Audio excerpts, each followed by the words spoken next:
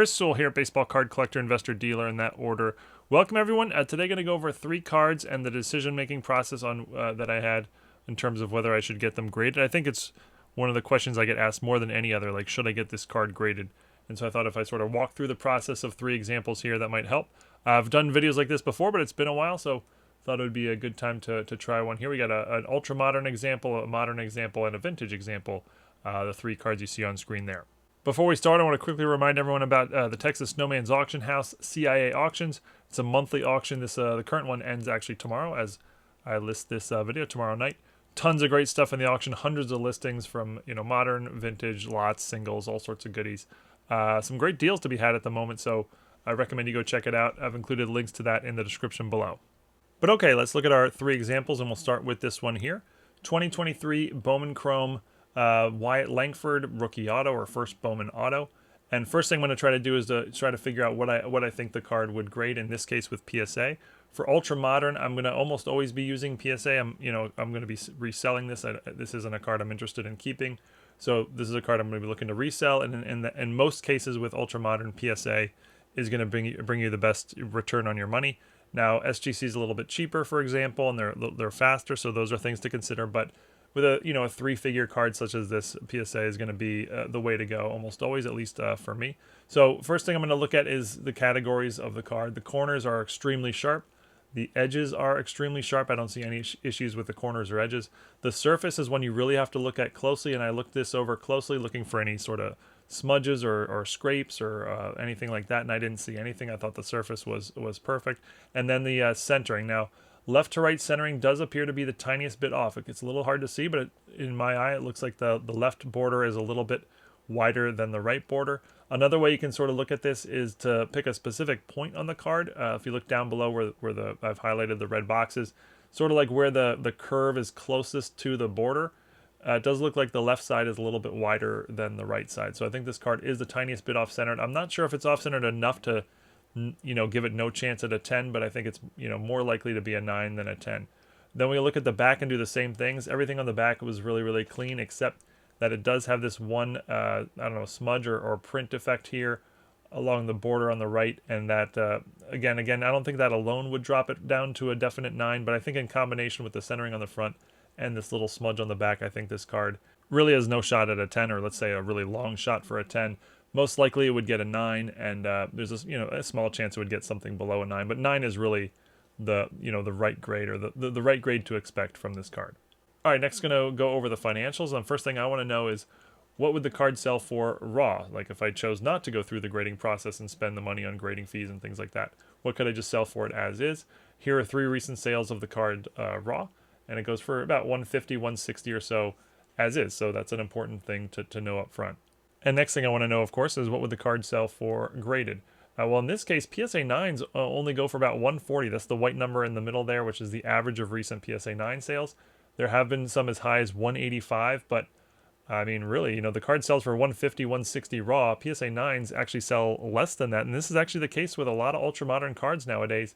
Raw copies sell higher than PSA 9s.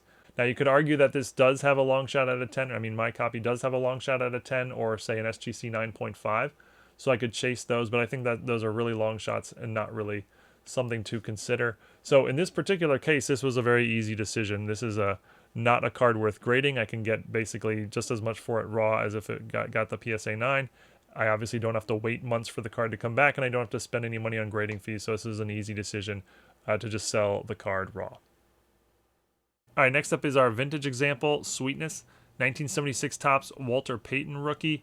And I've been finding with vintage, especially with sort of mid-grade vintage, that SGC is a very, very viable option lately. The numbers often work out better with SGC than PSA. So for a card like this, I'm going to consider both PSA and SGC, and we'll get into that in a little bit more. But first thing I'm going to try to do is figure out what I think the card would grade. And again, looking at the 4 main categories, we'll start with edges, which are pretty good in this case, no real issues. The surface is extremely clean, really no issues with the surface. It's notably off-centered left to right, as you can clearly tell here, maybe, 70-30 we'll say. It's also off-centered top to bottom, so that's something to be aware of. You can see the top border is much sort of thicker, than it should be. And corners are all tipped. All 4 corners are a bit tipped. Most notable one is the upper left, which is, the most tipped of the 4. But there's something about the back that is the most important aspect of this particular card, and that is the back centering, left to right. As you look at the photo there, you can see it's so far off centered left to right that the left border actually features a piece of the next card over. Now PSA would give this a miscut qualifier for sure.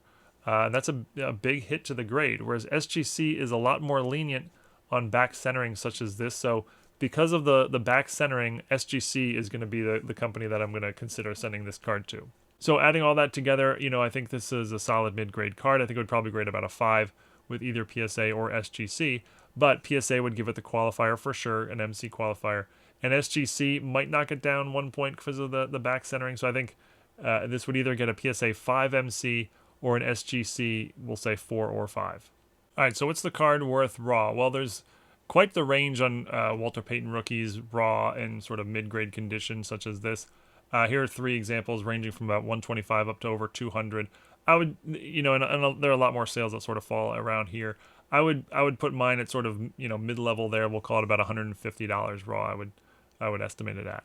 And what would it sell for graded? Remember, I think it would get a 5 MC from PSA. Well, a 4 MC recently sold for 200, and a 6 MC recently sold for 250. I couldn't find a recent 5 MC sale. So if you go between, sort of right in between there, maybe a 5 MC would go for about 220 or so.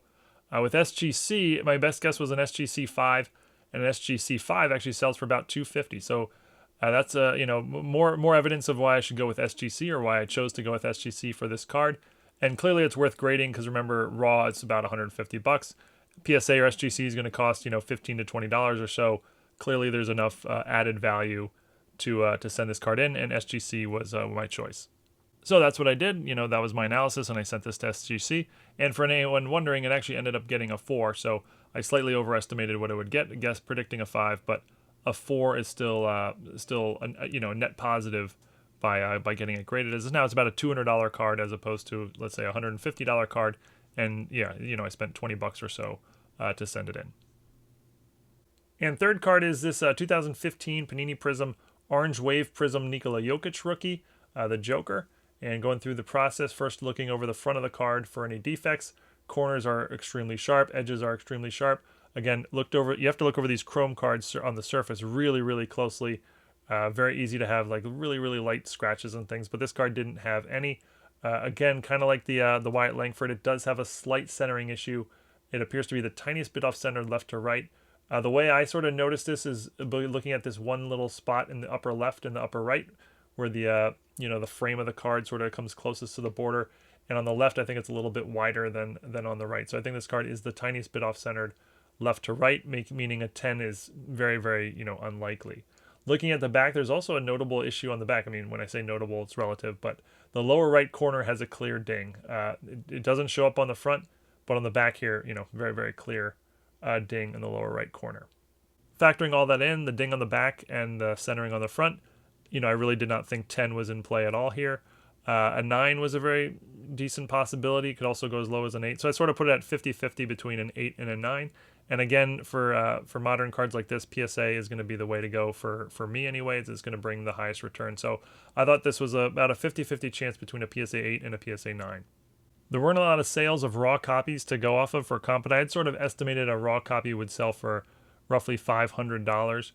Graded copies, there was a PSA 8 that sold for about $500, and then PSA 9s went for about $800. So given that I'm sort of 50-50 between an 8 and a 9, and raw copies go for about $500, to me this made sense to send in, because if it gets an 8, I'm sort of breaking even or out the grading fees, let's say down $20. But if I got a 9, I'd be up a few hundred. So that 50-50 gamble was worth it. So I did send it to PSA, and it indeed came back a mint 9. Boom goes the dynamite. Goes from about a $500 to about an $800 card, minus let's say a $20 grading fee. So some nice added value there.